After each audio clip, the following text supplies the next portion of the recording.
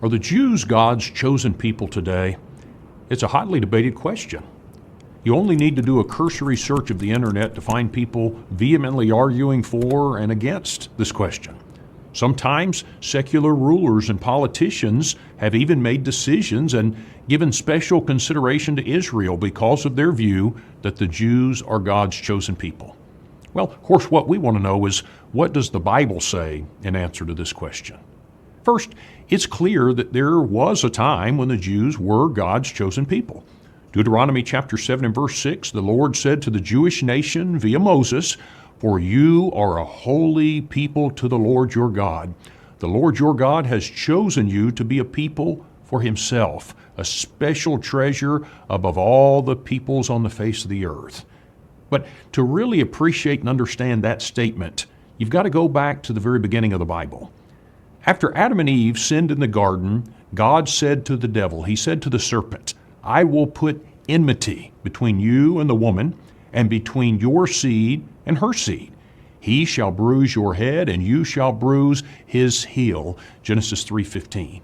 Now, the seed of the woman who would bruise the head of the serpent is a reference to Jesus Christ. It's a prophecy that Jesus would be born into the world of a woman. 9 chapters later, in Genesis chapter 12, verses 2 and 3, God made the following promise to Abraham. He said, "I will make you a great nation. I will bless you and make your name great, and you shall be a blessing. I will bless those who bless you. I will curse him who curses you." Now listen to this part. "And in you all the families of the earth shall be blessed." Friends, that too is a reference to Jesus Christ. Christ was going to be born into this world of a woman, and specifically, he would be a descendant of Abraham. Now, Abraham was the father of the Jewish nation. Friends, that's the sense in which the Jews were a chosen people. It was through them that the Messiah would come.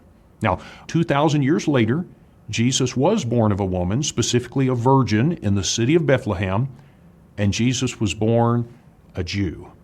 Now, folks, that is the thrust of God calling the Israelites his chosen people.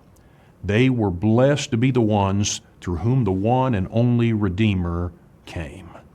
Now, the question that we want to answer is this: are the Jews still God's chosen people today?